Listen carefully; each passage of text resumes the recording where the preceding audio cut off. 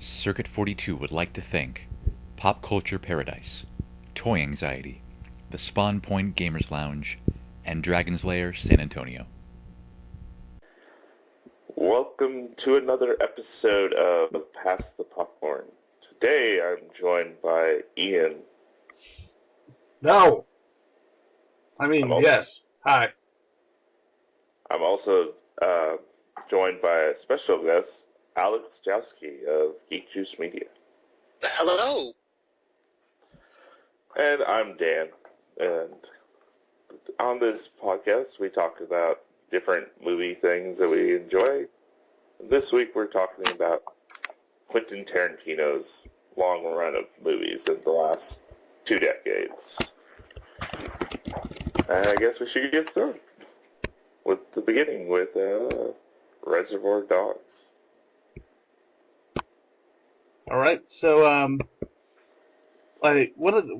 actually, come on, man. You mean we're not going to talk about my best friend's birthday? No. Or Upwards and Bondage, his unfinished short? Yeah, no. Clearly, all of us have seen it. Right, Jowski? I've actually seen neither of those. Shh. And it's a great day because you haven't. I don't think any of us have seen that, but we pretend we had. I remember that one. That was the one where Patrick Stewart had the spaceship, and Wolverine was there, and it was awesome. And Ian really loves the Golden Girls episode he did. Wait, what? Oh, God, I forgot. It's so weird. It's like when the fact that David Lynch has been on was a regular recurring actor on the Cleveland show. It's like, why? Because he needed money. Well, apparently he was friends with one of the people who wrote the show, and they asked him, "Hey, do you want to be on the show as a bartender?" And he just said, "Okay," and he just went over and played the bartender on the Cleveland show. All right, so who wants to start with Reservoir Dogs? Well, I guess we give a brief description of Reservoir Dogs.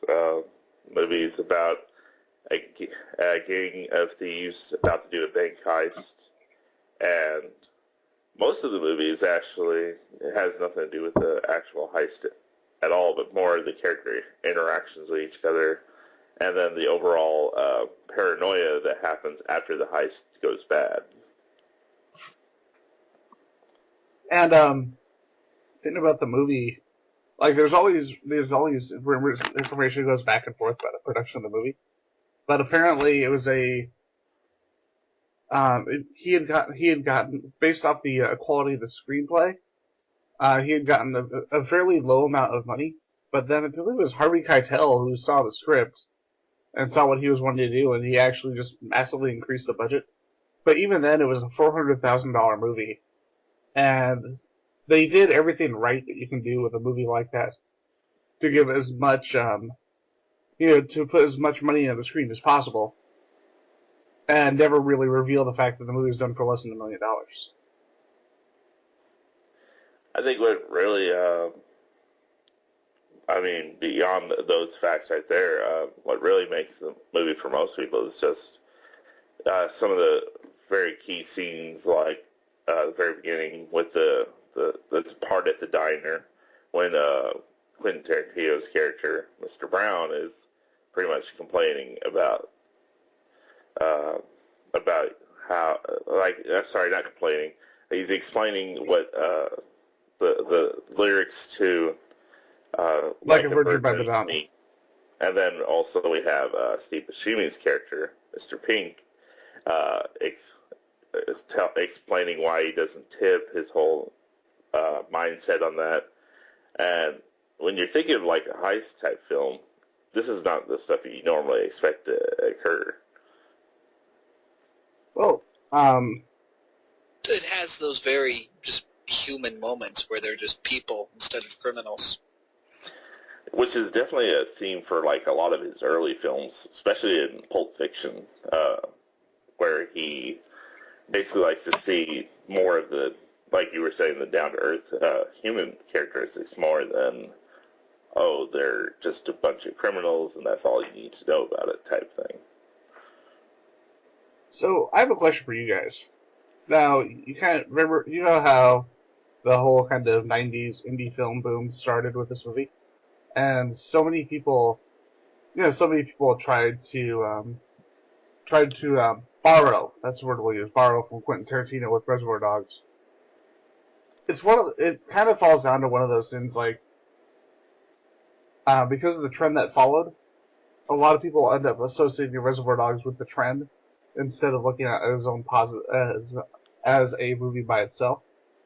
So, while we all like the movie a lot, do you think in many ways because of what it encouraged, it's going to carry in some circles kind of that negative intonation just for the fact that it started almost the stereotypical indie movie? You can't hate Reservoir Dogs for that. I mean, you could hate all the stereotype movies that came after it, but Exactly. Reservoir Dogs is on its own.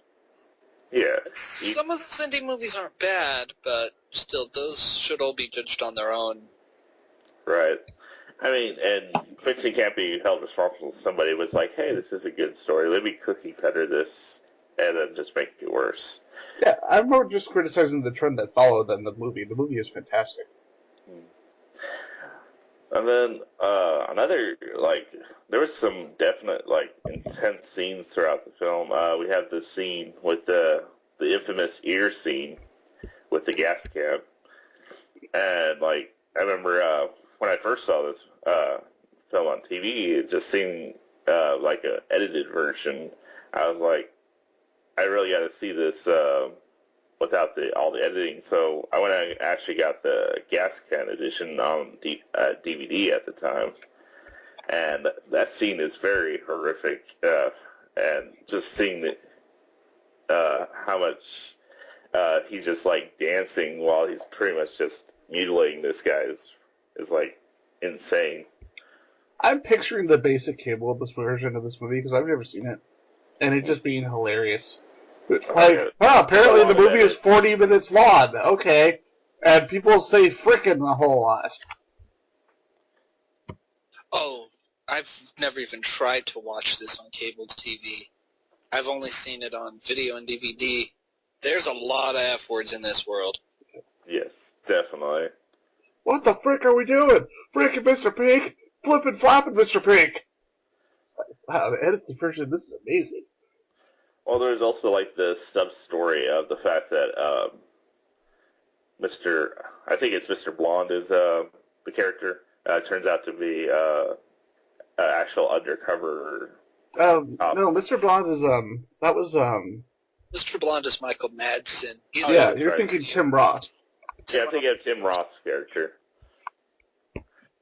It's like the color coding. I get it wrong. I'm like, great. But yeah, it's just, you have that whole backstory where they're pretty much trying to get him in on the heist and try to set him up as one of the guys. And he actually gets a close tie to Harvey Keitel's character, which is why when the heist does go wrong and everybody's trying to point fingers, there's a little bit of camaraderie where it's there's no way he did it. He took a bullet. And, I mean, later on, we find out that the bullet that he took was because some old lady shot him with a gun that she just happened to have. You know what I think is really interesting about this movie? You know how, with a lot of movies, you look back at the cast, and you think to yourself, oh, this would be so much more expensive to make now because these actors are either big or have just gotten absolutely huge, or have, I hate to use the term because I hate the term, have become sellouts and want much bigger, they want much more money for the movies they make. And with this, you've got a cast that's still kind of either established indie cast or Michael Madsen, who it's oh, you're gonna pay me in Long Island iced teas? Okay, I'll make your movie. And I think you could make this movie for the same amount of money today, if not less, with things like digital photography, that sort of thing, than you did back when it came out. You probably could, given the digital thing, but that would be, given Tarantino's views on film over digital, that would be heresy. Exactly. But, with just the cast alone, though, you could make this movie with the same budget, with the same actors, and I just think that's really interesting, because that's not usually the case with movies like this. Right. And, like, just another great scenario from this movie is, like, just, like, the scenes when they're just trying to stare each other down. Like, the scene with Mr. Blonde and Harvey Keitel's character where they're pretty much, I don't know, not Harvey Keitel's character, sorry, Steve Buscemi's character, where they're like, you want to bark, doggy, or are you going to actually bite? Bark all day, little doggy, or are you going to bite? Yeah, that scene. And it's just like a very intense scene, and just, you get a lot of those throughout the film. It's just like, at the time, I mean, you didn't really have films, not with that, I mean, there was that kind of intensity, but like, just like, I guess a little bit of over top. It was like, sorry, I just lost my chain of thought on that. Not a problem. But I guess it's just, it's that kind of tone. Yeah, it's that kind of intense definitely the tone that's is just all throughout the movie. Yeah, definitely. That's what I was trying to get at. But yeah, I mean, with that, I'm assuming that we all pretty much universally agree that this is, it's still a great movie, like 24 years down the road. 23 years down the road. Definitely. So, do you want to move on to True Romance and then jump over to Pulp Fiction afterwards? True Romance, I have actually not seen. Jowski, have you seen True Romance? I've seen it, yes. Huh? He wrote it, yeah. Yeah, but the thing is, like, it's directed by Tony Scott, but his dialogue and his script just shows through so much, and a lot of the Hong Kong references, that it basically just feels like a Tarantino movie with slightly different directing style. Well, yes, certainly. Well, even the directing style captured everything that was on the page there. It is very stylistically Tarantino with the dialogue and everything. I'm gonna touch on the movie, but first, I'm just gonna tell you the cast in this movie, Dan. You got Christian Slater, Patricia Arquette, Dennis Hopper, Val Kilmer, Gary Oldman, Brad Pitt, Christopher Walken, Samuel Jackson, and Michael Rappaport. Wow, that's actually a pretty nice cast there. Oh, and James Gandolfini. As James Gandolfini. Wouldn't expect anything less. But, Dennis Hopper and Christopher Walken play very well off of each other. Oh yeah, that scene is terrifying. Wow, I would definitely just like to see that, just to see those two work together. And this is before Walken became a parody of himself.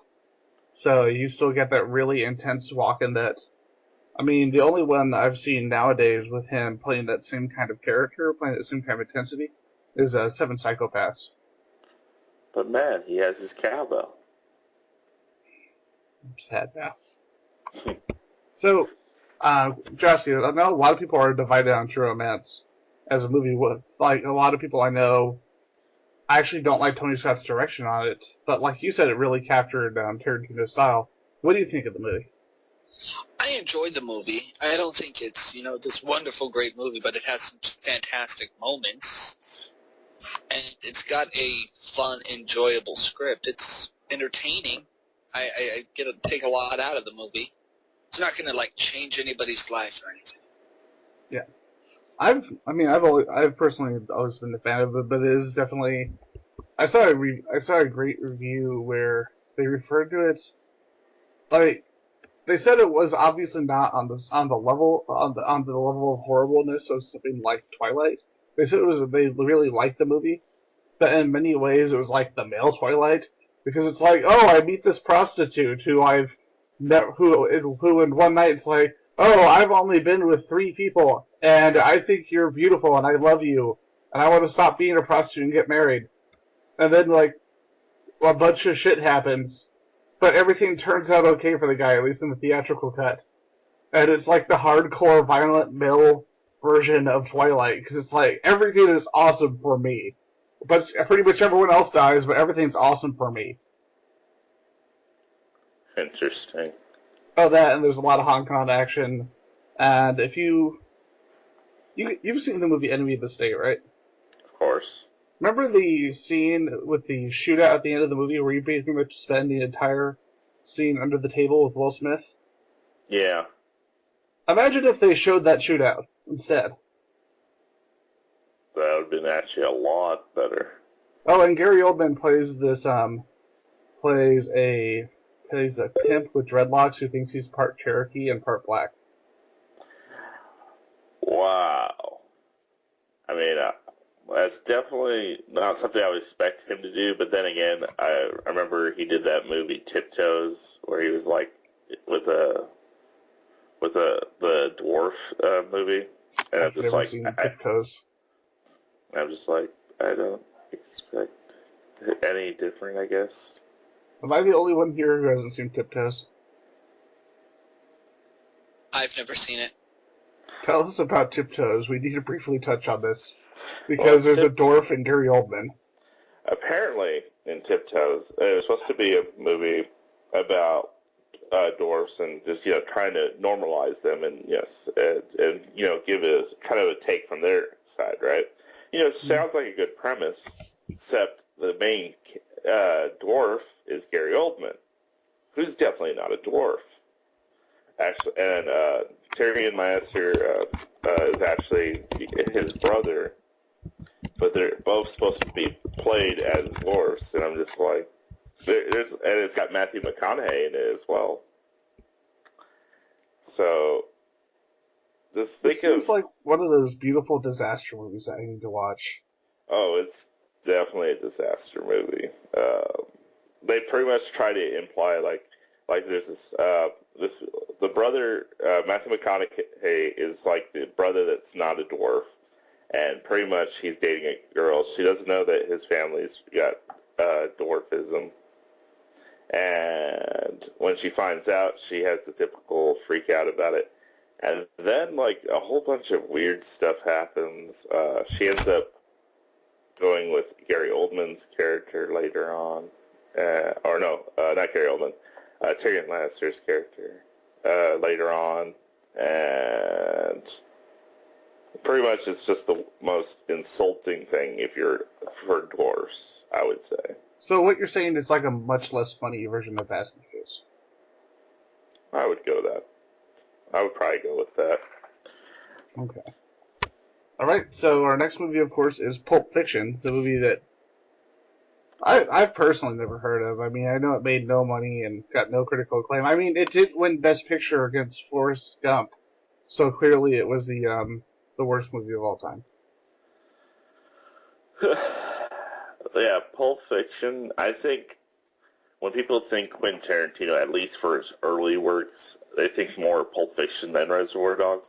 Like, Reservoir Dogs was still a good movie, but when I first saw his work, it was Pulp Fiction.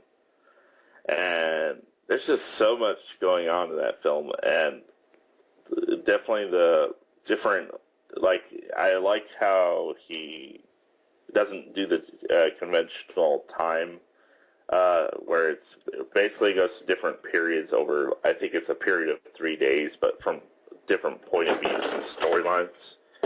Sorry about that. And, I mean, we get, like, this huge ensemble cast, and just so many great stars in this film. You get Travolta before he went crazy. You have Jackson, and you have Vin Rames. You have Bruce Willis. I mean, you have Uma Thurman for the first time in his films. It's just a stellar cast. Something interesting. Sorry.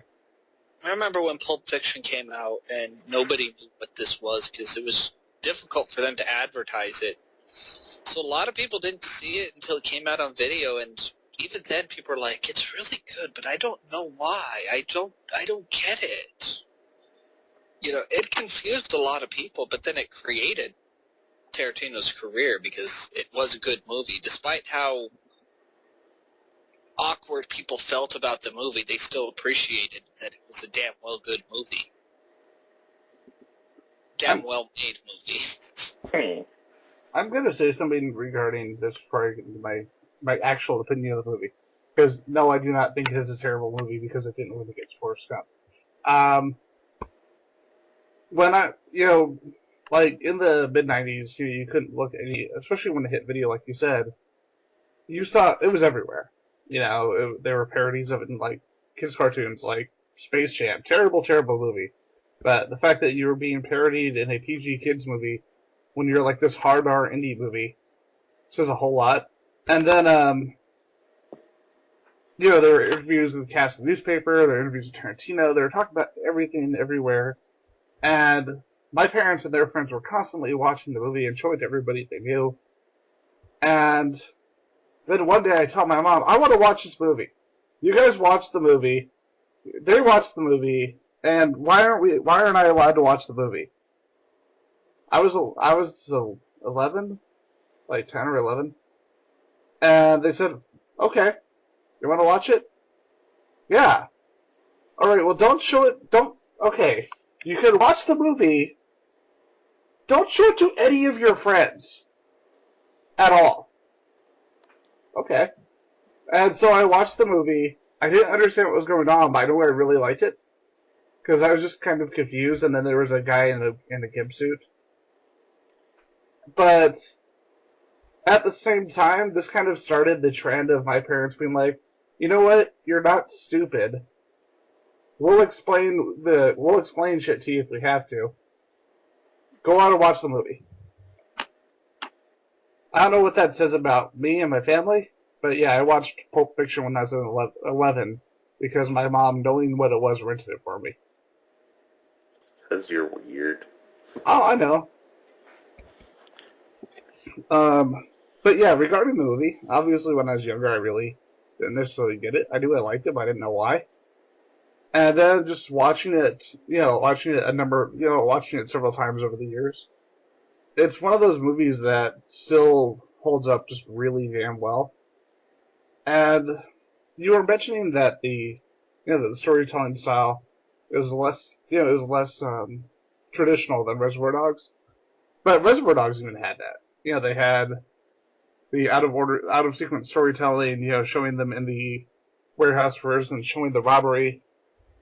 But yeah, I mean, this, along with the fact that it's basically an interlaced anthology, it did take what he started in Reservoir Dogs and just, it's almost like he said, you know what, I was able to do a little bit in Reservoir Dogs, let's just do it for an entire movie and see what I can do. And it worked out really, really well, obviously. Right. Also, this is another film, just like Reservoir Dogs, where people tended to copy that time skip dynamic where you go do, and it was more prominent, I think, with this one, where, hey, it's like, oh, he got this great film where he just used different scenes in not in the right order, so we're going to do a lot of movies like that. And I think it's like what inspired things like Memento, for example, which, that movie's all about going in reverse of the storyline. And I guess overall, I mean, it's just interesting to see how much he influenced, even though later on, like, some of it actually caused some controversy because of the history behind it. So, are you guys ready to move? Are you guys ready to move on to the next movie? I'm ready. So before we officially move on to his next feature-length movie, I wanted to touch on something. Now, Natural Born Killers, obviously he wrote the original story, but it was so changed to the point where it even might as well not have.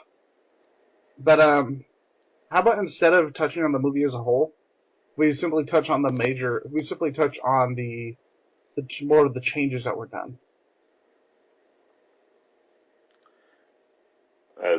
What were the changes exactly? It's been years since I've seen Natural Born Killers.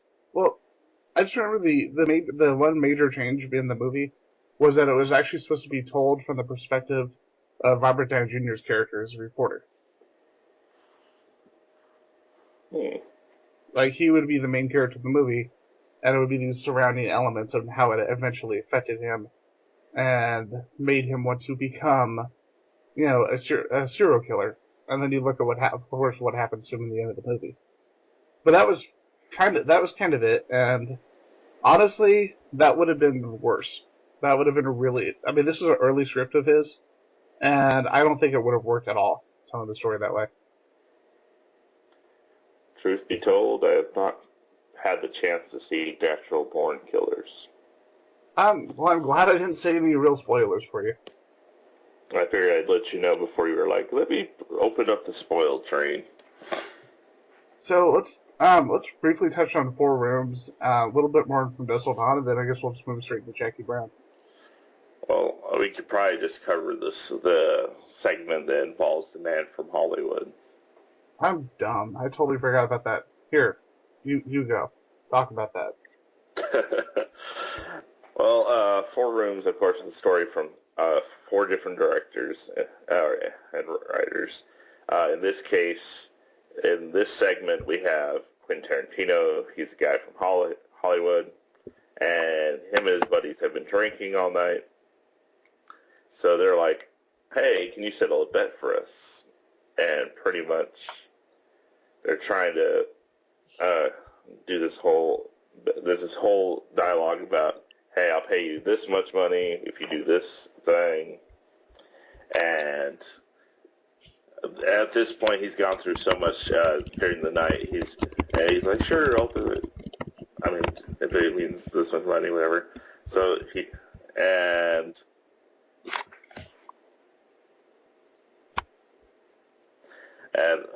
sorry,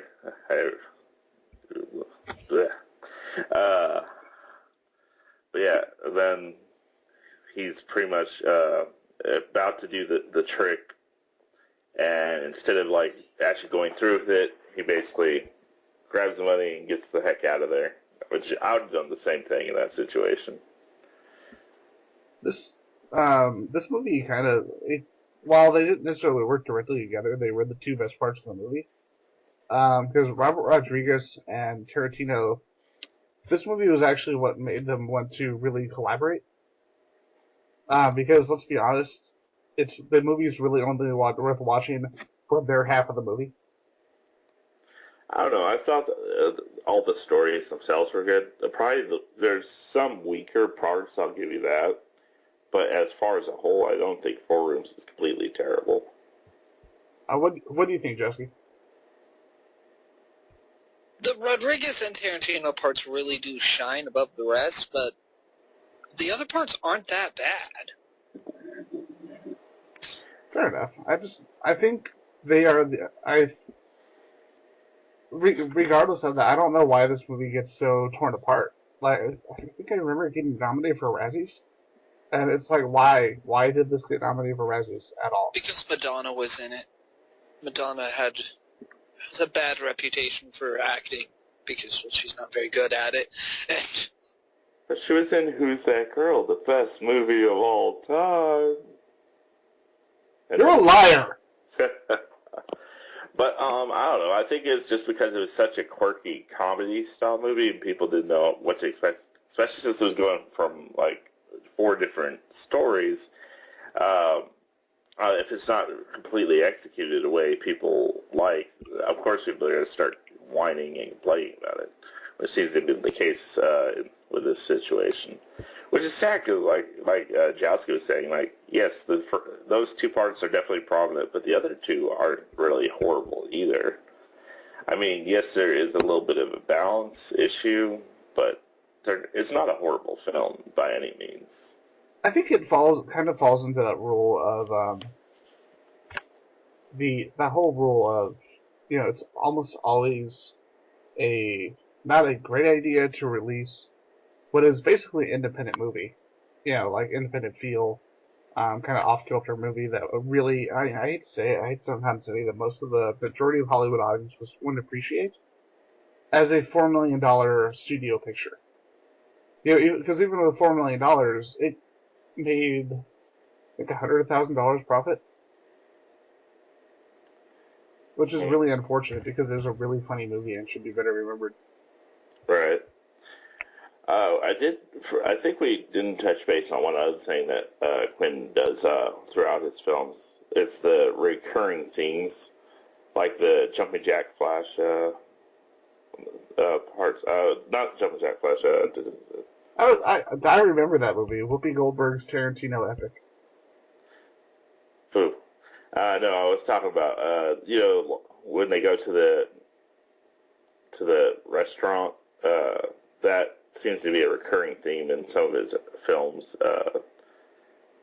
Like Big Kahuna Burger, and of course that themed restaurant they go to with the 50s, 40s actors. And both of them. Slims. Yeah, Jackrabbit Slims. I mean, those actually show up in like more than just one film, and it's kind of like a recurring theme throughout some of his films. They had a commercial for Big Kahuna Burger and Grindhouse, like right in the middle of a movie, and I love that. That was actually in on the DVD or Blu-ray. But no, I mean in theaters. Like, because I got to see it in theaters, and they showed the first movie, then they showed the first trailer, first movie, then two more trailers. Then all of a sudden you get a commercial for Big Kahuna Burger. And, like, the people who got it were laughing, and the people who didn't were just confused and silent. And then they came into the next movie.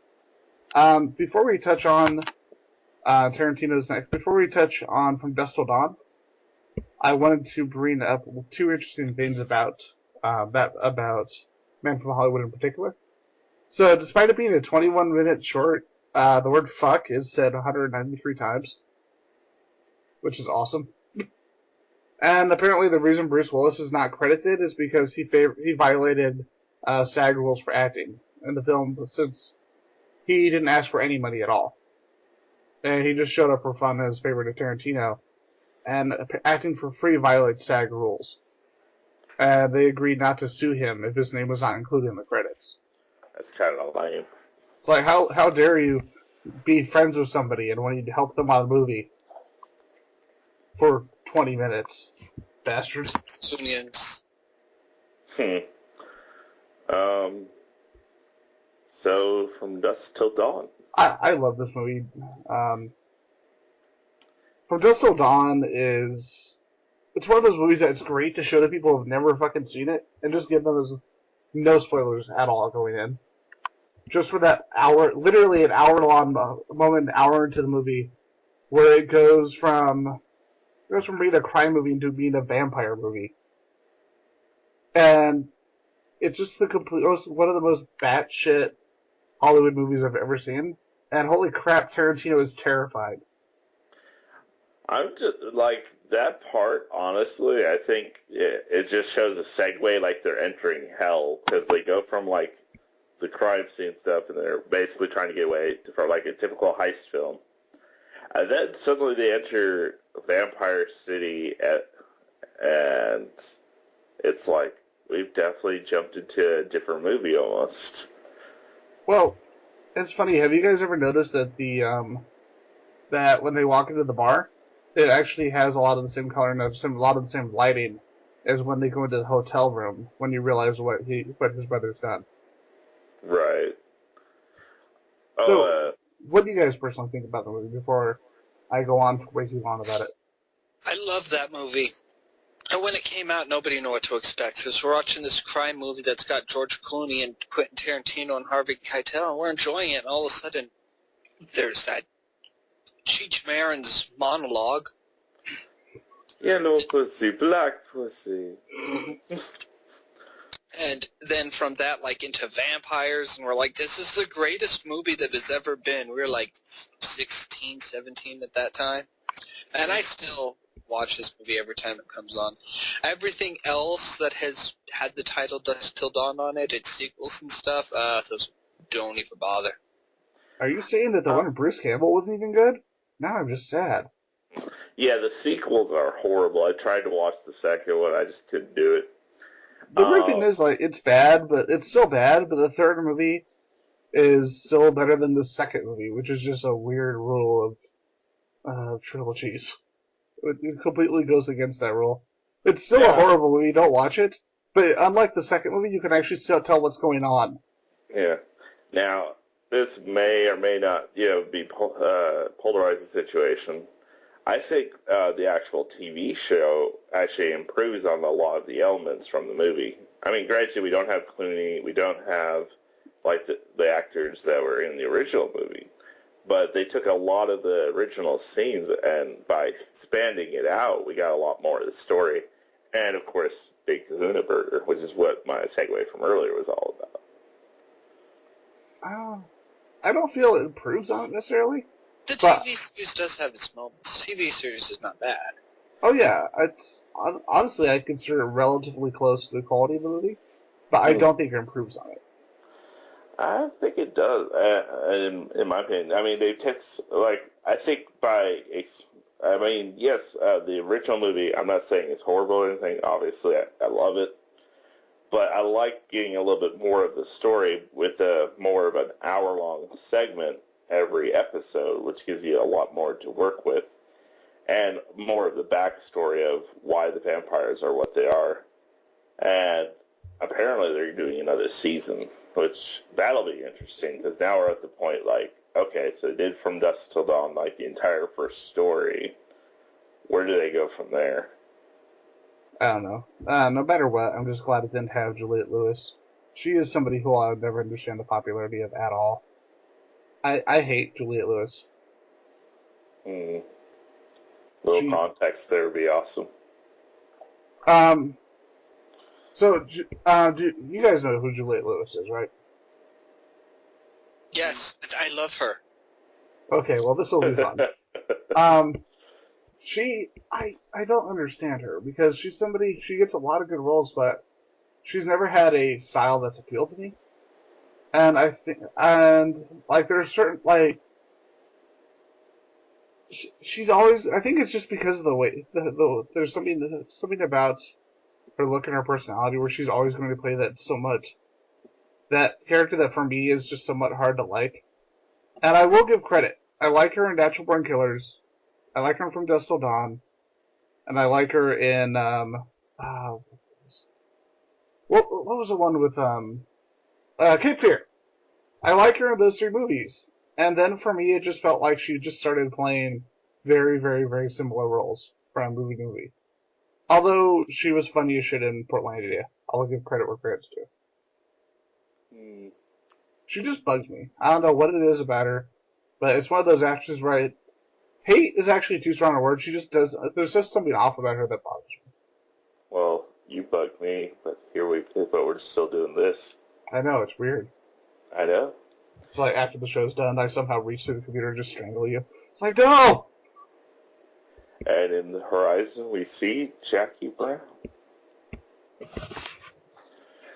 Jackie Brown is fucking awesome. I will be the first to admit, last night was the first time I've seen Jackie Brown in its entirety. It's a good film, don't get me wrong. I think the pacing is a little bit slow, and probably could have been half an hour shorter if they tied up some scenes. Overall, good flick for what they were trying to convey. Also, random Chris Tucker. Chris Tucker gets shot. That should just happen in every movie. They just have him talking, and then they just cut to Samuel Jackson as when he's shooting him in the car trunk. I mean, he does a lot of the same lines in every movie he's in. I'm just like, is this supposed to be the same character every time, just with a different name? Well, he was clearly playing Ruby Rhod in this movie. Duh. He's like, God damn. Because when he gets his head hit, you've heard that before, like in Fifth Element and some of his other films, like Rush Hour. And it's just like, it's pretty much him playing the same character in every other movie. I mean, I personally like the movie because I think Elmore Leonard is the author of the original book. Having that kind of material kind of challenged Tarantino because he couldn't do a lot of the normal things that he despite it being a very dark and very intense movie, he had to drop a lot of the extreme violence that he tends to use in all of his movies as a signature. And I think with this, you got to see more of a strictly dialogue-focused Tarantino, which I think is really cool, and it's probably the same reason a lot of people who don't like Jackie Brown also don't like Death Proof. Mm. What do you think, Jesse? Jackie Brown, it's less about style, although that style is there, and more about telling a story. A very long story. Very long story, yeah. And it builds a lot of interesting characters and how they're all involved in the story, and it's very character-driven and not so much action as Tarantino's known for. And then there's like the 3 minutes of action with that really awkward sex scene. It's just like, okay, they just finished like smoking pot, and then he's just like 3 minutes later, it's just like he's like having a heavy laboring. I think it was a bit. I've seen this on the internet before the actual scene itself, but now I have a movie to associate it with. You know who I think is the best person in this one? I mean, there are a lot of good actors. You know, you get Pam Grier, you get Samuel Jackson, you get Robert Forster, Bridget Fonda, Keaton De Niro. But I think the best character in this movie is easily Judge, played by Sid Haig. Because his character was nuanced. God damn it! Why didn't he have an arc where we find out what happened between this and Devil's Rejects? Sid Haig was retired before this, and him and Pam Grier worked a lot back in the 70s on Corman stuff. Mm-hmm. Yeah, and nobody told Pam Grier that Sid Haig was going to be the judge, and they go to shoot that scene, and there he is, and she loses it, and she's laughing, and it's great, so they had to reshoot it. But yeah, it's a big surprise to her. That's awesome. Yeah, I was looking into doing a little bit of background reading on it, and apparently, like, this was made mainly because Pam Grier had like had a lot of movies like this back in the 70s. And what's awesome is it actually revitalized her career as well as Forrester's career, because at the time both of them hadn't had real acting work in years. But that's kind of great because they're two really good actors, and just to see, just to see that upsurgence in their career afterwards is awesome, and that's something that Tarantino does really well. But something I want to touch on before we continue. Mm. So with Jackie Brown, you know Michael Keaton's character in the movie? Yeah.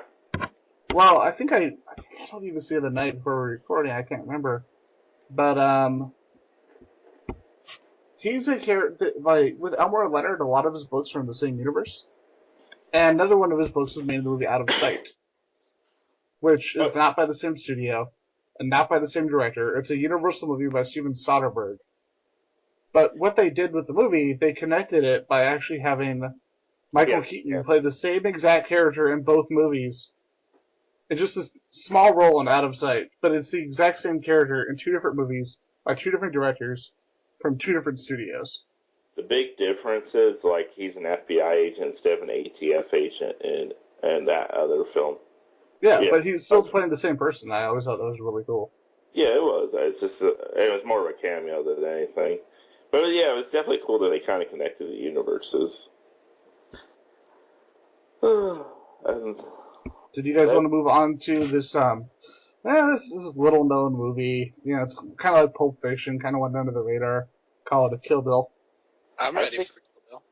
I think Kill Bill's like where we start going into a different direction with how Tarantino movies go. Because up to this point, he had a certain style and theme, and I think his themes and style started to really change around the time of Kill Bill. Like what he was trying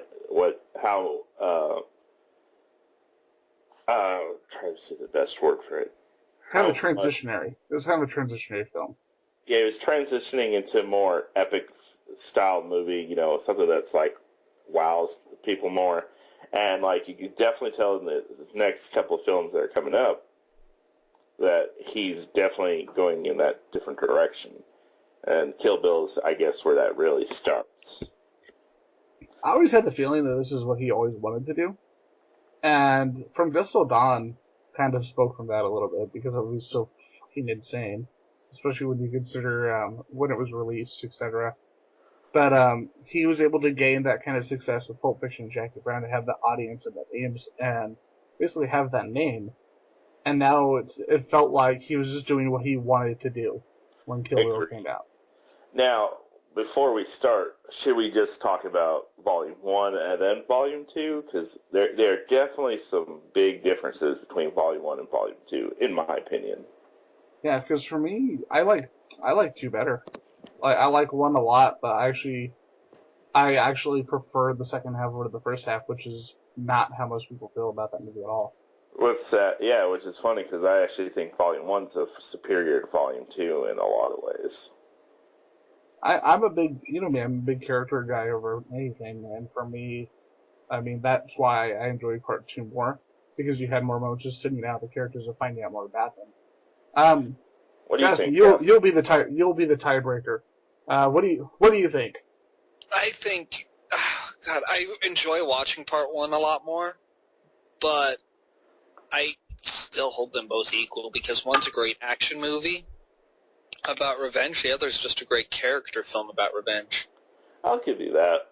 My problem with Volume 2 is it feels more condensed. I mean, I know it's about the same length as far as time and everything, but because you have less of the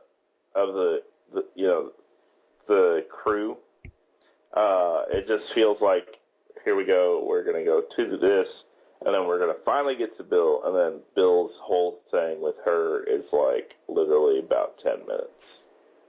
And I think that's part of like what really rubbed me the wrong way about Volume 2. See, that's what I liked about it.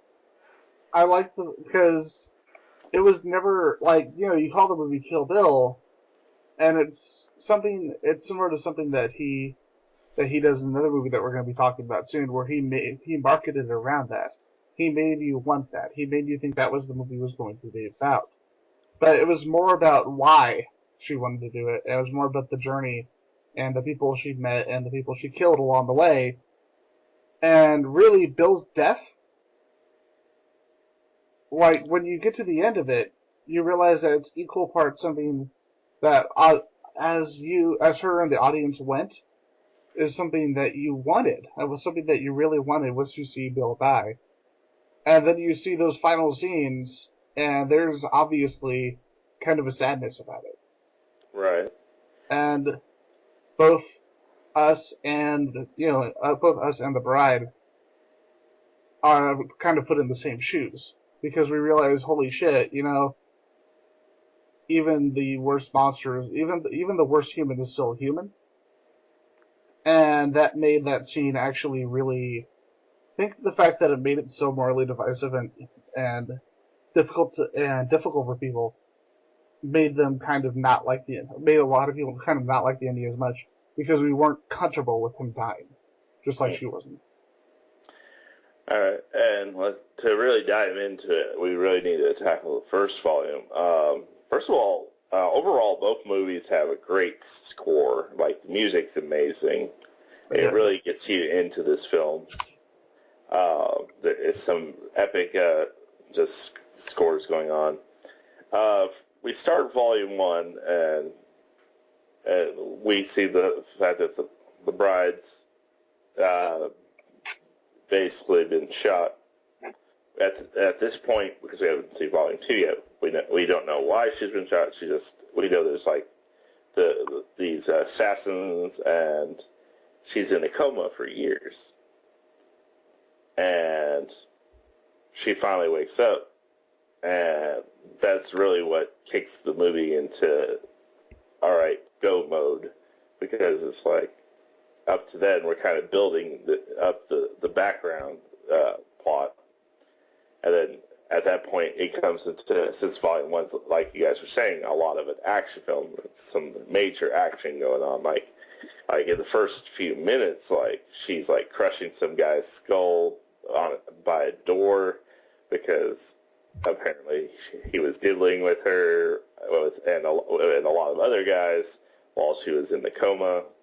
And then she steals his car, which is the Pussy Wagon, which is an amazing thing, a really gaudy looking vehicle.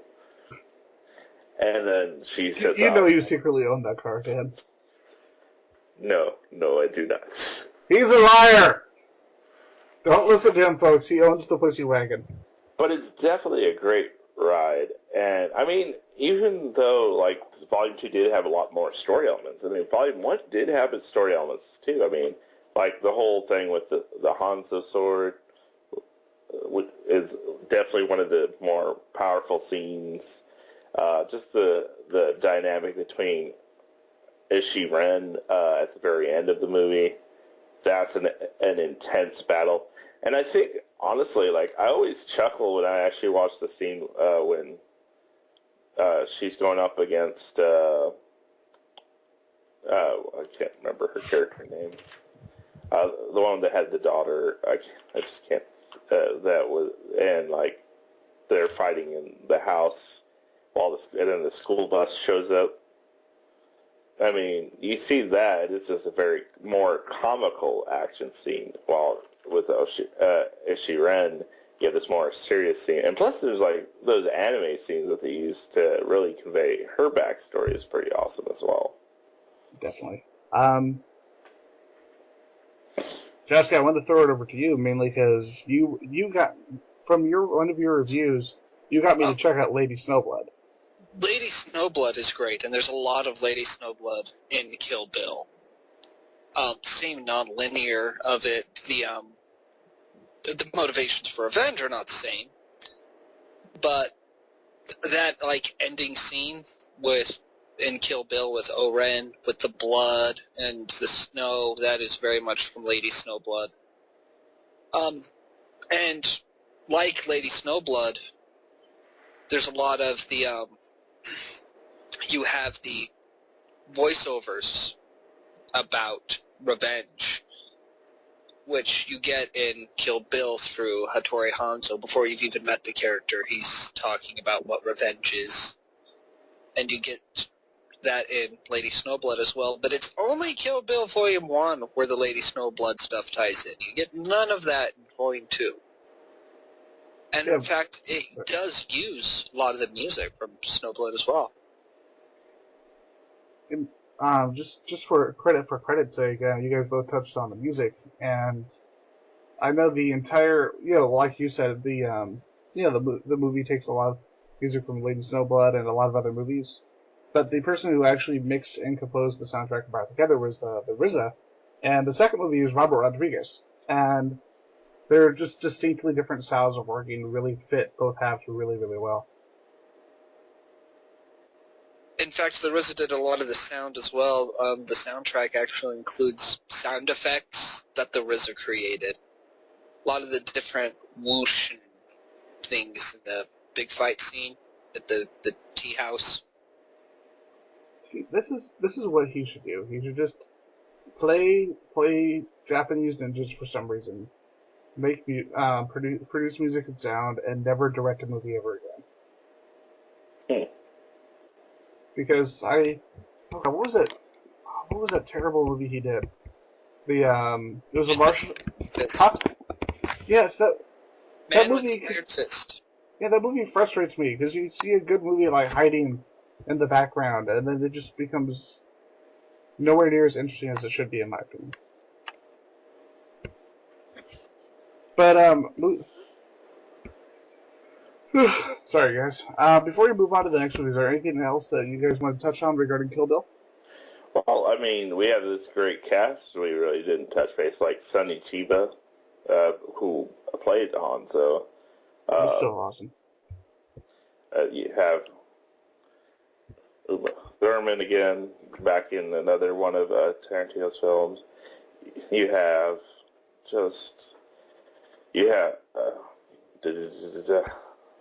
Well, you got to mention Bill. You got to mention David Carradine. David Carradine before the tragic death situation. You had Lucy Liu. Visha Fox was the one I was talking about earlier, as Ferdinand Green. Yep. I just want to say Daryl really Hannah briefly, as Ellie Driver. Michael Madsen was back again. It's just a great cast. My absolute favorite in the movie is still Chiaki Toriyama as Gogi Yubari. especially when you find out why she was cast in that movie. Why is that? Well, Quentin Tarantino watched Battle Royale with the director of Battle Royale, and he saw the scene where she kills the creepy rapey guy in the movie, and that is the scene that made him want to put her in the movie.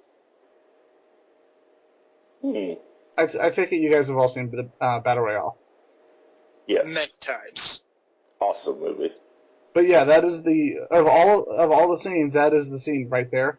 And when you think about what she does in Kill Bill, especially that one Japanese guy in the restaurant, it makes a whole lot of sense that was the scene that made him want to cast her in the movie. Go was an awesome character. But yeah, and then Volume 2, we definitely got more of a story-driven drama. And it was great to kind of get a backstory of how she got those abilities through the master that Bill introduces her to. Who's this, like, crotchety old man that's a pervert-style master, but at the same time, he has, like, no sympathy or anything for her. It's like, do what I tell you, or you're gonna have, or you're just gonna have a difficult time doing this. And like, I remember she tries to eat rice with her fingers, and he almost and he just gives her this look and just bats her food to the floor. I don't know. It's May. It's the name of the master. Pai Mei is amazing. Played by Gordon Liu, who also played the leader of what was the name of? The Crazy 88s. The Crazy 88s, yes. The leader of that. Yeah, the Crazy 88s were awesome. And you wouldn't even know. Like, you go back and look at it, it's like, what the fuck? This is the same person.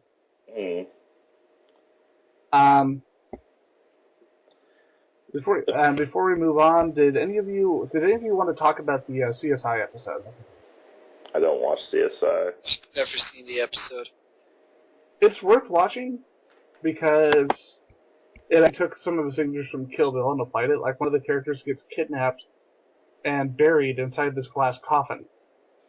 And as he's inside the coffin, not only is Tarantino just went all out, so not only is he gonna get buried alive in the coffin if they don't do something, but Tarantino's like, let's put, like, fucking fire ants in there too, just to put him through extreme pain while we're doing this. And it's very much a Tarantino movie. It's like a CBS Tarantino movie. And you get Frank Gorshin and John Saxon. And John Saxon plays the female lead's dad. You find out that he was like this big, like, mafia criminal guy in Vegas. So all of a sudden you're getting a CSI episode directed by Quentin Tarantino and starring Frank Gorshin and John Saxon. We completely forgot to mention the fact that Michael Madsen's character actually, you kind of feel sympathetic for his character because, I mean, he actually realizes that they all deserve to die because, unlike everybody else who's not resigned to their fate, he knows he deserves what's going to happen. Now, is he going to go quietly? Of course not. But I guess he has a little bit more. He knows the reality of the situation and realizes what they did was a terrible thing. It's such a good build of that scene because you almost get the idea that like you said, that he's almost just going to let it happen, and then all of a sudden he pulls up that rock salt shotgun. Yeah, she just sneaks up, opens up, boom. And I actually not quite severe claustrophobia, but I myself and my mother both have issues with claustrophobia. Mm-hmm. And the theater we were in, because we saw it in Canada, and I don't know if they just keep the theaters darker in Toronto or something, but this was the darkest theater I'd ever been in. And then you get the scene where she's being buried. Neither of us could handle that scene. I was quiet, but it was probably one of those most frightening things I've ever seen. simply for my issues with claustrophobia. Mm. And being in an extremely dark theater. I could not see a thing. So moving on from my traumas. We could talk about Reservoir Dogs, the video game. Actually, we're going to talk about No. Grindhouse. I heard that was so bad. But yeah. Is there anyone here who doesn't like Grindhouse? Because I think Grindhouse is fucking awesome. It is amazing. I like it too. Not so much Death Proof. I love the trailers. I love the concept of the two films split by trailers and everything. And Planet Terror was great. Death Proof kind of dragged, but I understood what he was going for with it. I'm with you with Death Proof, and this is where me and Ian usually clash about it. I honestly feel Death Proof could have been a good movie. Or a segment, rather. My problem is the execution was terrible. Kurt Russell at his lowest. And Kurt Russell, usually I love his stuff. Big Trouble in Little China, freaking Escape from Escape from New York. He's got some great stuff. And Death Proof was definitely not great Kurt Russell. I mean, the supporting cast was great. The chicks were pretty good, but the story itself really floundered compared to Planet Terror. See, I kind of look at both. I can look at both movies this way. I think Planet Terror works better in the format of the double feature than Death Proof. And Death Proof, I feel, is a movie that I find, even though I do like it and a lot of people don't, I don't think it's great, but I still think it's good. It's a movie that's actually better if you watch it by itself and not in the Grindhouse format. I actually haven't seen it in the Grindhouse format since theaters. Every time I've seen it since either of the movies since Grindhouse and all that, I've only seen the individual movie, and I still feel the same about Death Proof. I should try to give it a viewing on its own, because I think a big thing is it's such a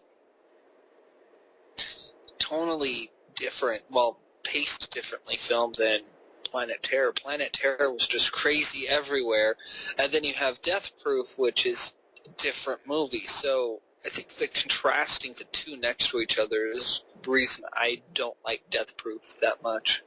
Mm. There's that, and then I think what really also polarized me a little bit, and not specifically against the movie, either of the movie, is when they did finally release Grindhouse to DVD and Blu-ray, they put them on separate. They made them separate movies instead of just one box set. And I'm sorry, if you see a movie in theater, and yeah, I get the concept of a Grindhouse film and all that, but at the time, it was shouldn't you just have put both movies in the same box instead of just making me have to buy two different DVDs? And then they finally did, and they didn't bother doing either high def. They didn't bother doing HD sound, even though both previous movies released separately had that. And then fuck you to the fans. But here's the thing: the other thing that people get on about, especially since it came out right as Blu-ray was really starting to get popular, but not to the point where it was easily adaptable by most people. It was a Blu-ray exclusive, and it still is. But at the same time, I don't think the movie, because of how long the movie is, there is no way you'd be able to have that just on one DVD with all the extras that are on there too, and have it still look. I know it sounds funny to say look good considering the movie, but there would have been so many compression issues if they had put that on DVD with all the extras on one disc. Well, I'm not saying put it all on one disc, but they could have made multiple discs. I mean, they've done it before with other films. I mean, I don't see how difficult that would have been. True. I do like the fact that they released it on Blu-ray eventually, but they could have done a better job. They actually removed these scenes that were cut back in on the separate editions. And then we're at the movies that I mentioned that really segue and transition his career, starting with Inglourious Bastards. I love this movie. It's my favorite Tarantino movie. Honestly, until I saw that movie, I didn't know who the main Christopher Waltz was. After seeing Christopher Waltz in that film, it made me want to tackle.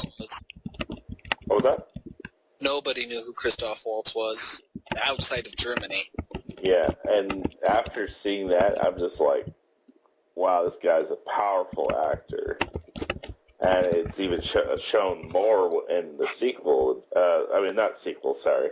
The next movie, Django Unchained, when he comes back as pretty much the bounty hunter with Jamie Foxx. And it's like, this guy is definitely a guy that can steal scenes. And I feel he kind of steals the movie a bit in both movies. Just because of how well he conveys the parts and how great an actor he is. Well, he absolutely steals the movie. Like, between him and Diane Kruger, I think with Diane Kruger, Melanie Laurent, and Christoph Waltz, for me, are the three best parts of the movie. But that's my opinion. All right. But pretty much for a summary of Inglourious Bastards, it's kind of an alternate reality World War II. And it starts like where Christoph Waltz's character is known as this very despicable murderer of Jews, and he acts super charismatic when he's having this conversation with this guy that's hiding Jews in his cellar.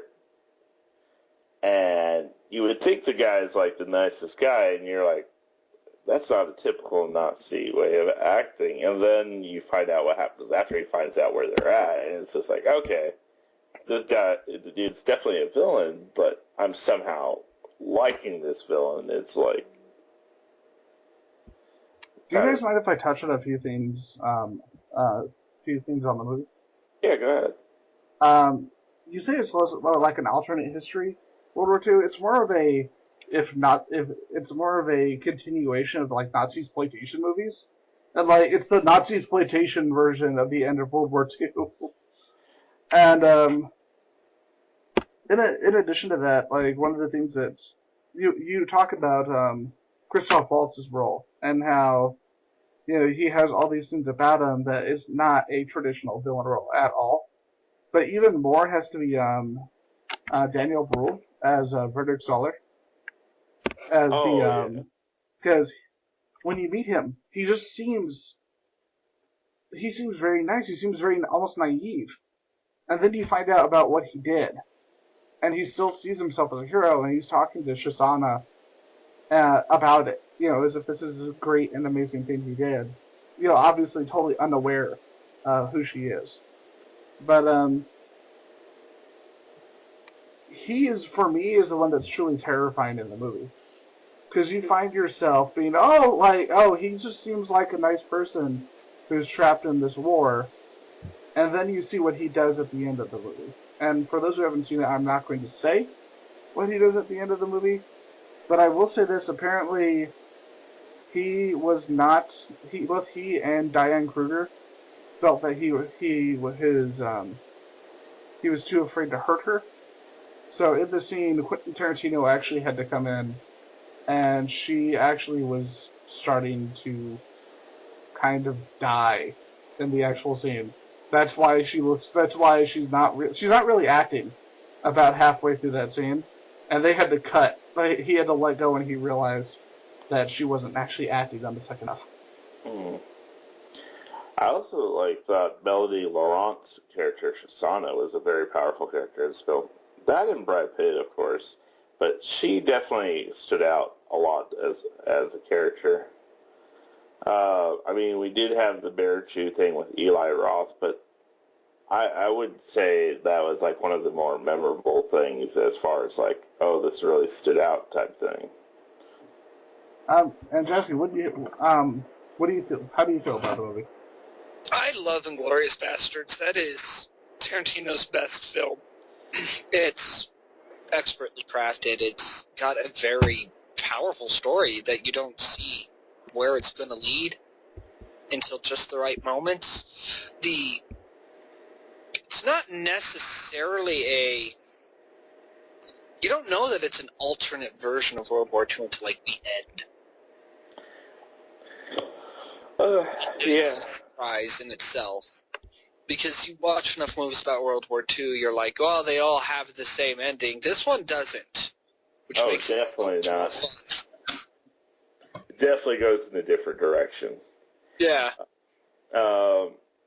It kind of reminds me of a show I've started watching on Netflix called Danger 5. And it's like an over-the-top modern take of 60s takes on 1940s World War II movies.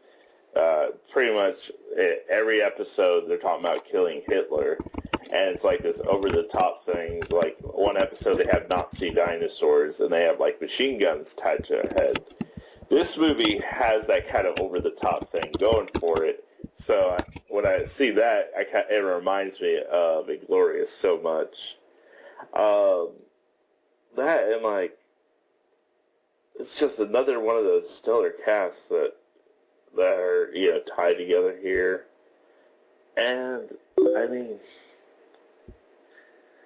it really has its grisly moments at the same time, so it's definitely a fun flick all around, and it definitely keeps you guessing on how it's going to play out, especially with how the ending actually plays out. There was something I wanted to touch on before we move on to Django, and that was the fact that Christoph Waltz, not only did he very much deserve his Oscar, but because a lot of people, when you think about it, he's actually performing in 5 different languages in the movie. Mm. But the part, apparently, even with the core concept of the character, it's a hard character to play. I mean, you're playing this completely horrible human being, but also his son in real life is a rabbi. And he said that mostly a lot because of that, and because of how terrible his character in the movie is. He just felt so much. He said that he had to push back so much hate and anger that he had towards the idea of his character because of where he personally comes from. Mm. And something a little bit of casting that I wanted to touch on that we didn't mention was somebody who just maybe a year later would become a breakout star with Michael Fassbender as Lieutenant Archie Hickox. I will not make the Michael Fassbender joke. Oh no, that was an old show a long time ago. We don't talk about it anymore. Yeah, we But don't. long story, Jesse. Not one worth telling. But I'm assuming it has to do with Michael Fassbender's most well-known appendage. Yes, yeah, clearly yes, the spaceship and Prometheus. They actually serve dual purpose between that movie and Shane. We had a previous co-host who used to talk about it all the time, so To the point where it got uncomfortable. Yeah. But it's just kind of crazy because he like in that scene in the movie, it's pretty much it's his scene and the fact that it's his artist role in the movie, but at the same time he basically owns that scene with his performance in the movie. And for those who haven't seen it, the bar scene is one we just want to call the bar scene. We don't really want to go into detail for people who have not seen it. Mm. And now we talk about Django. Okay, Django brings back a lot of that epic music score that we had from Kill Bill. And he goes and turns it up a notch with just this great, I wouldn't even call it a spaghetti western. It's more like, it's It's a different take of like a spaghetti western type film, and it's just Jamie Foxx's character is amazing. And of course, Christoph Waltz, like I said before, was amazing as Dr. King Schultz. Then we had Leonardo DiCaprio, who actually injured himself during the film with the sword. When there was actual blood in the scene at the table, that was his real blood. Yeah, and he also wiped it on Kerry Washington. So that's why Kerry Washington looks really fucking terrified in that movie. I'd be terrified too.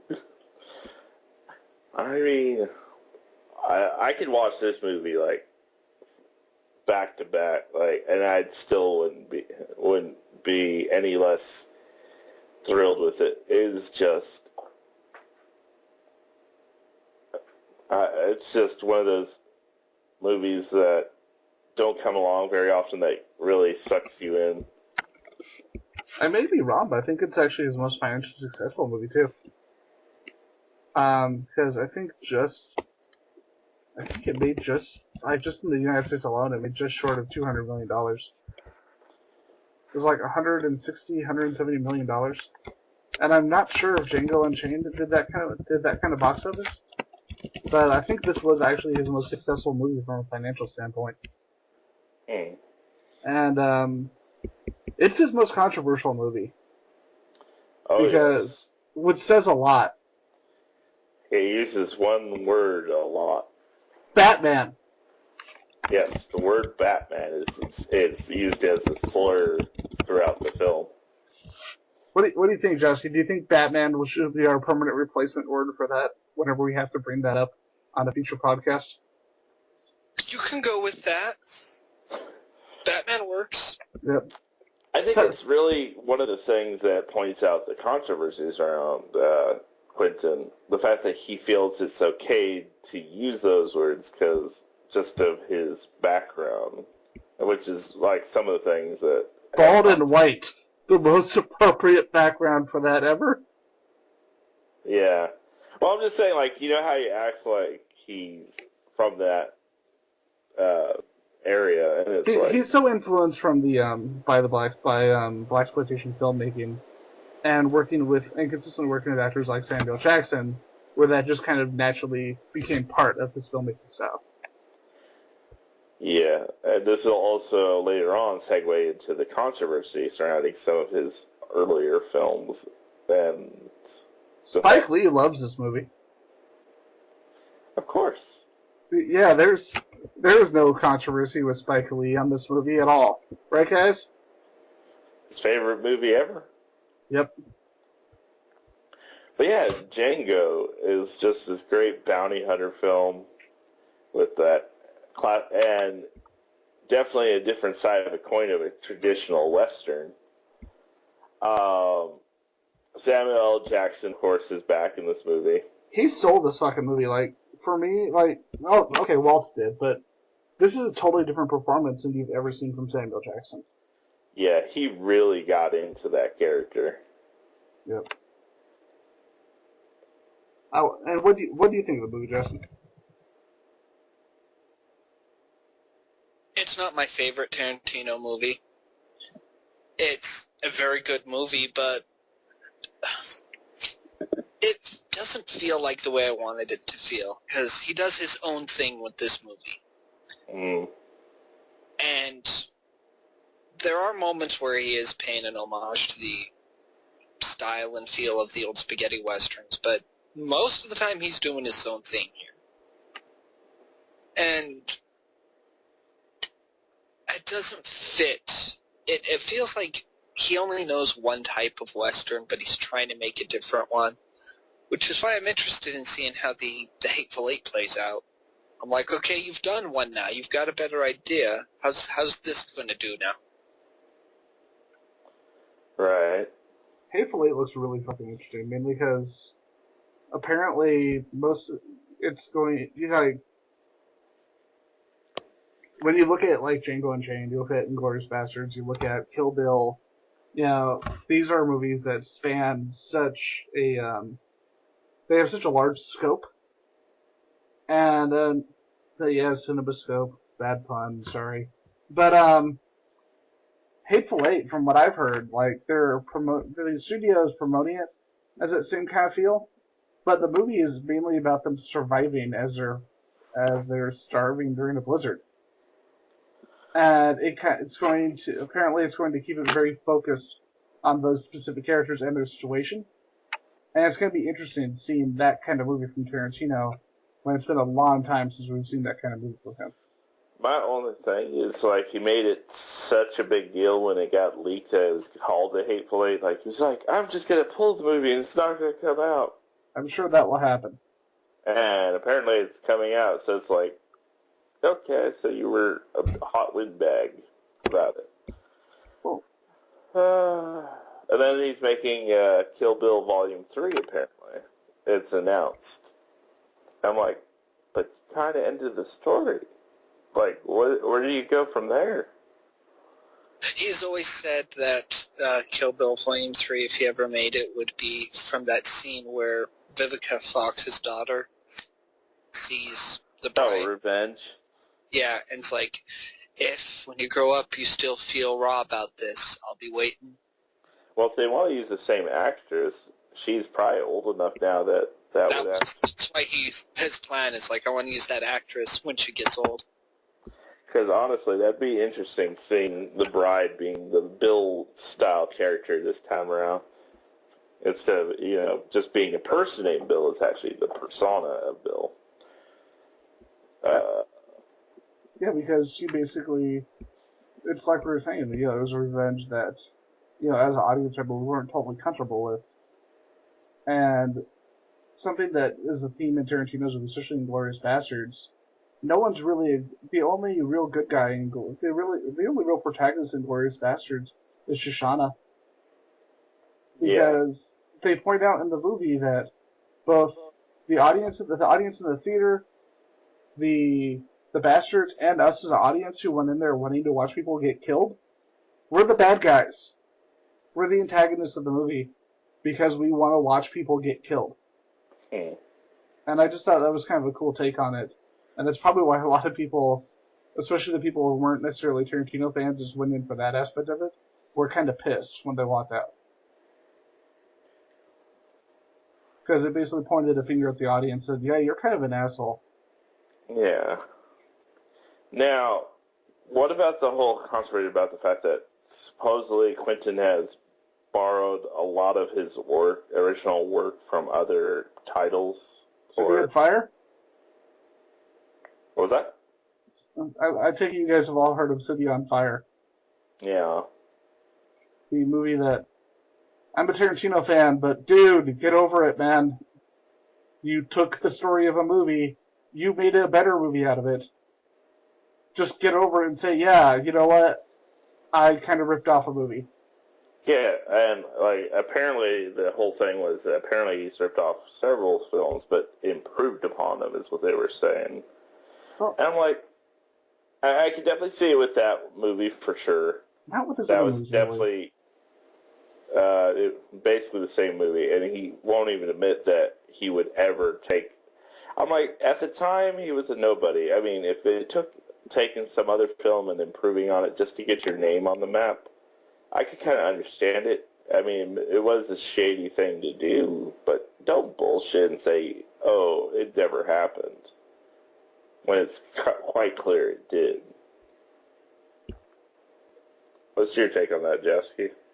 He does a lot of homage.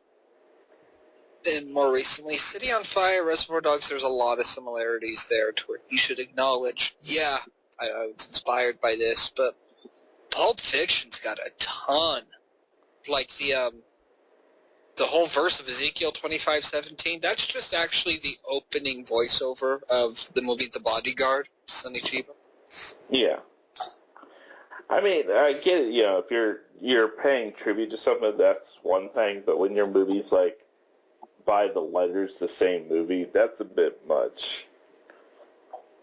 And that's, I guess, where he just won't admit that that's the situation.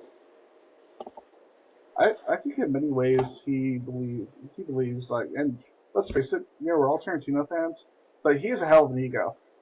That he does. And I think in many ways he thinks that, coming out about that, because I remember there was an interview where someone talked about the movie to him, talked about the similarities. Just, oh, that sounds like a great movie. I've never seen it. And it's like, you're full of shit, dude. But I think he believes that if he ever came out about that movie, that all of a sudden his fans would turn on him. And he doesn't keep in mind the fact that he's made all of these great movies since. And that was still a great movie, too. And I think it's very much that. It's like, if I'm honest about this, all these people who love my work are going to think of me as a hack, even though he's clearly not one. Alright. Should we segue into the releases? Yeah, let's bring in the Blu-ray releases. We're going to edit this part out because I totally forgot to pull up the Blu-ray releases. Okay. Oh yeah, Jowski, this is basically what we do to wrap up our shows.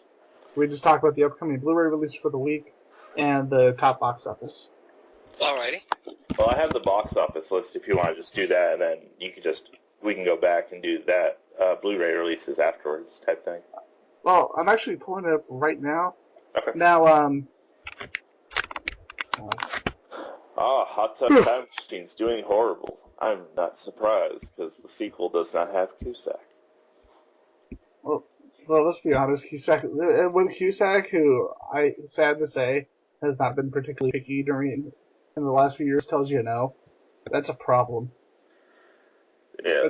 But the guy from 2012 was like, yeah, I don't want to do that movie. The third best movie right now is SpongeBob, the movie, apparently. Apparently it's a good movie, which is weird because I don't like SpongeBob at all. It's not a movie I'll ever see in theaters, but I will eventually watch on Netflix just for the shit of it. You're going to cry about what's number 1 and what's number 2. Okay, so let's give me 5 seconds silence and we're going to move in. Alright, and now we're going to talk about the Blu-ray releases this week. Take it away. Right. So, this is a really, really good week for Blu-ray releases. You've got Big Hero 6, Whiplash, Sons of Anarchy Season 7, Sons of Anarchy The Complete Series, Watership Down. Have you guys seen Watership Down? Two? Huh? Go ahead. I've been meaning to watch it. This is the time to watch it because it's actually getting Criterion release this Tuesday. Very nice. For some reason, Dragonheart 3, I didn't know there was a second movie. It's getting a direct-to-video release. I am the last one. The Beyond by Lucio Fulci, a movie I freaking love. Apparently he was not the last dragon if there was these two others. Apparently there was more Dragon Hearts out there. Well, do you guys remember the toys? When they had, like, all these different dragons that were just not in the movie? And I saw the toys first, and I'm like, this movie is going to be awesome. And then apparently there was, like, one dragon. They but it were was Sean trying Connery. to sell dragons, sir. They had to sell the toys. And then you've got another Criterion release with Fellini Satyricon, The Majestic, a movie I like. Oh, awesome movie. Yeah, that movie got torn apart by critics when it came out, and I don't know why. 52 Pickup with Roy Scheider, God Told Me To from Blue Underground, American Gigolo, and let's see. They made a movie about Ian. What? I don't know if that's if it's an insult or not. I'm just gonna. I'm take not it as sure. neutral. Let's just keep moving. Total Recall is getting another special edition Blu-ray. The new Recall or the original? Okay, because like nobody cares about the new Recall. First Blood is getting a new special edition. Mother's Day from Troma is coming out on Blu-ray. Nice. And then we're getting a Frank Darabont box set with Green Mile, The Majestic, and Shawshank Redemption. Ooh, that box set sounds awesome. So, I'm not gonna lie, when it comes to anime... Huh? That Frank Darabont box that needs the mist. Exactly. Oh, yeah. I think it's simply just because it's by a different studio. It was probably just a licensing issue. Like, different studio. We won't let you touch his other film. Because Weinstein Studios is all about making a Oh, wait, never mind. They're assholes. So, So, I don't know. I'm not going to lie. When it comes to anime in the last couple of years, I do not know most anime as nearly as well as I used to. So, Jowski, would you mind if I pass this over to you for the anime Blu-ray releases? I think you might be a little more knowledgeable than me. Maybe. I'm not that much on anime. I like very few that I really enjoy, but I don't make a point to go out and watch all the new ones, but Here you go. I'll take a look. I just sent you the link on the little chat box thingy. Let's see what we got. Let's scroll down. Where's the anime? Or is there... Let me see. 1, 2, third row is where it starts. And then they're kind of spread throughout. All right, there's Love Chunibyo and Other Delusions. Was that Tiger Bunny in the movie? Let's see. Holy crap, it's a huge box set. Yep. That is a huge box set. I don't even know what that series is, and that's an impressive box set. Alright, we That's got what she said. Diabolic Lovers Blu-ray, Space Brothers Collection. Let's see, scrolling through for more anime. That's it. See, it's also because I can't pronounce half these titles, and I know you're much better at that than I am. Dude, I just looked at Dragonheart 3. That box looks horrible. That box looks amazing. I don't know what you're talking about. That That dragon, is like man. the epitome of film beauty. Is John Connery the same dragon? He's the last dragon. He needs to come back like an immortal. He is This the should be- Highlander of dragons. Jowski, this needs to be. You realize this needs to be your next review on Peaches, right? Yeah, I'm probably going to take a look at this. Well, Ben Kingsley is in it. What the fuck? What? Voice of the Dragon. Why? Poor Ben Kingsley. Why? Well, this is the same. Well, remember, Ben Kingsley's also done movies with Uwe Boll. Yeah. Although, you know Alright. what? This does look better than Dragonheart 2.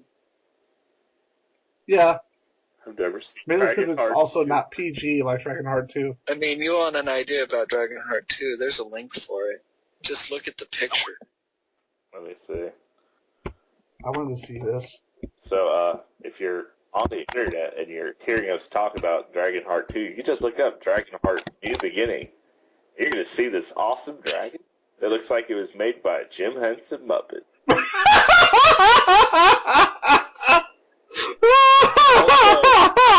The guy from Malcolm in the Middle. Is that the guy from fucking 70 Show? No, that's the guy from Malcolm in the Middle that plays Francis. Oh, his brother. Okay. Not Francis, I think it's Francis. Yeah, that's Francis. That's the Yeah, older Francis.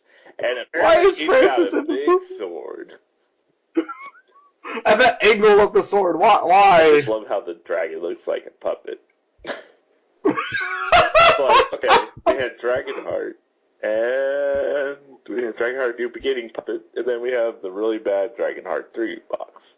I think It's like I wanted to have someone sit down and watch Dragon Slayer and Dragonheart: A New Beginning back to back, and just ask them. So, which one do you think came out more recently? Dragon Slayer. No, you would be very wrong. Although Dragonheart 3 comes from director Colin Teague, who's done a lot of great work in British television. Are you saying that the movie may be amazing?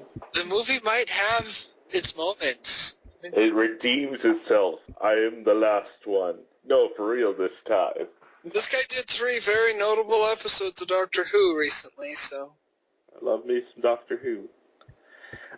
Time for the box office. I'm going to look at the box office mojo numbers for the weekend. You're a box office Number numbers. 10 is Paddington, which has dropped from 7 down to 10. Which is so sad, because apparently that movie is really good. Apparently so, but it's making decent, I guess. It did great the- overseas, though. The Imitation Game has dropped from number 8 to number 9 this week. Still an awesome film. Agreed. Jupiter Ascending dropped from number 5 to number 8 this week. I mean, good job. Good job. It's a good thing you did Time there. Machine 2, like I mentioned earlier, is number 7 on its first week. When you're the first week and all you made is 5,800,000, I don't think your movie's doing really good. Hey, come on! It had the guy who didn't really do anything after Kick-Ass. Yeah. Then American Sniper has finally dropped down from 4 to 6. Great fucking movie, despite the controversy. Like, ignoring the controversy, it's a really damn good movie. And that's why I get tired of the internet sometimes. My only problem with it is some of the factual information that they kind of alter. Like, Mustafa was never actually a big part of the book, from my My understanding. favorite part of it was the baby. Yeah, the baby that wasn't actually a baby, but a Cabbage Patch Kid. It's like, here, just move this. People will think it's real. Jowski, we're gonna give you this baby. Okay? It's a doll, but I want you to just move it up and down. People will be totally convinced. Why has the baby got claws and, like, fangs? That's not normal. No, that's just the baby from Trainspotting. Next is a new movie called The Duff. It's number 5. Never I heard that's of really it. good. No, it doesn't look good to me at all. I don't like that one. Let me look at it. What is The Duff? The Wow. ugly fat friend who's not fat. So It looks like another teen drama. It is. Teen comma drama. It's not a movie I'm going to watch, but I've heard it also isn't bad. Number 4 is McFarlane USA. Disney. Releasing random sports movies.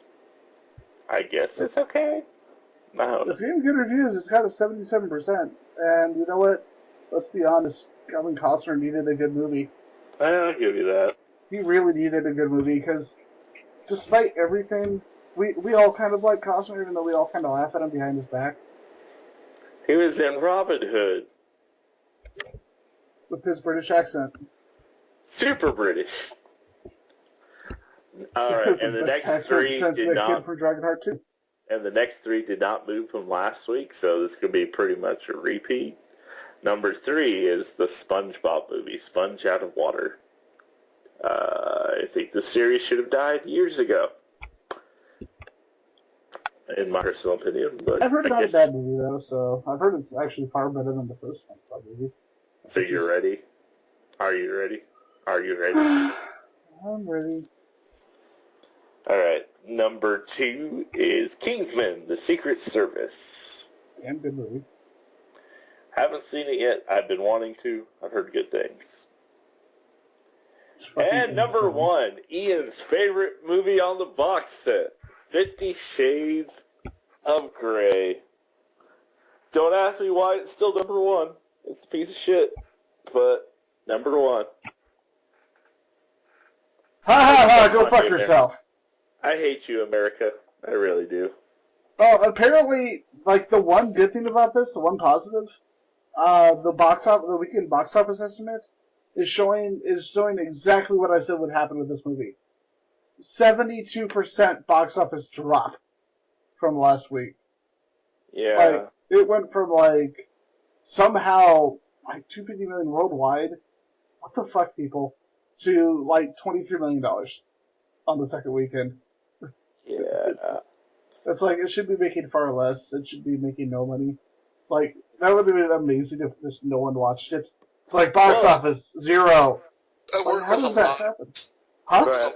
women that love the book, read and talk about it all the time. They watched that movie, they came back going like, that movie was awful. There was no sex in it.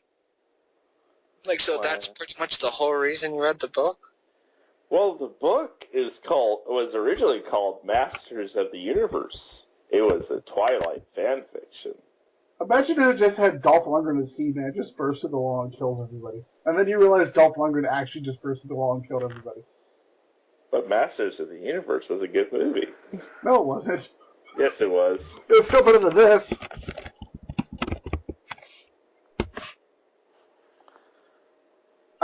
Before we wrap this up, did you guys hear the great little bit of controversy on this movie? What's the controversy? Apparently the lead actors hate each other. In real life? They absolutely fucking hate each other. Because,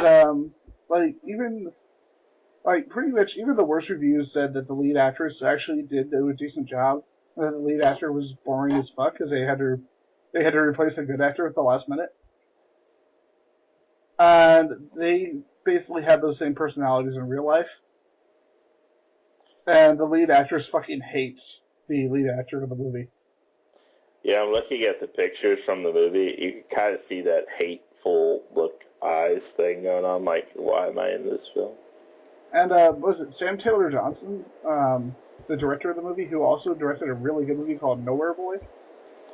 Who's actually a really good director, has outright said that she hates the source material, and this was a paycheck for her. She said that she hates the author, and she hates the source material.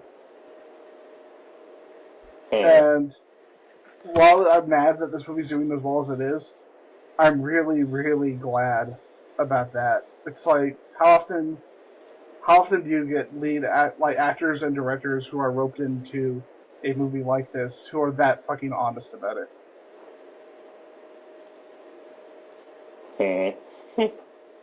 And while this is wishful thinking, I think with that, and with them being that vocal about their attitudes, I don't see a second movie happening, no matter how much money this makes. It'll probably happen, but it doesn't seem it with that kind of controversy and that kind of anger between everyone involved in the movie. I see it as being less than likely. It'll probably be to video and have Ben Kingsley as the voice of a dragon. That would be awesome. But do it like in the on the Colbert Report, and have just Ben Kingsley as Dragon burst into the scene of the movie through a wall. Did you guys know that apparently M. Night's still going to be doing another Avatar film? Apparently that's still a thing. Well, they say that, but there's been as much. I think the Kill Bill Volume 3 has had more production work done on it than that movie. And all it's done is been announced. Yep. That's a joke. Alright, I guess we're going to go ahead and segue out. I'm Dan, and joining me during this cast that's now ending was Ian. That was the best closing thing ever that you just did. Joining me with the cast that is now ending. Yes, I am a great segue man. And we'd like to also thank our special guest host and possibly repeat collaborator. If he doesn't hate us. Don't hate us. He hates us. I don't hate you. It's like the word. He's plotting our demise. In his mind, he's like, apathy and hate are two very different words. Lots and lots of apathy and plotting of death. All right, with that, we're going to go ahead and end this show. Thanks for listening. If you're interested in more shows, check out our YouTube. Check out our website when it's finished. And also check out our Facebook. And please give us your money. I mean, what? Sponsors are awesome. I don't think I want to do a promo code for a certain website or anything, but sponsors are awesome. I would. You have a good night, everybody.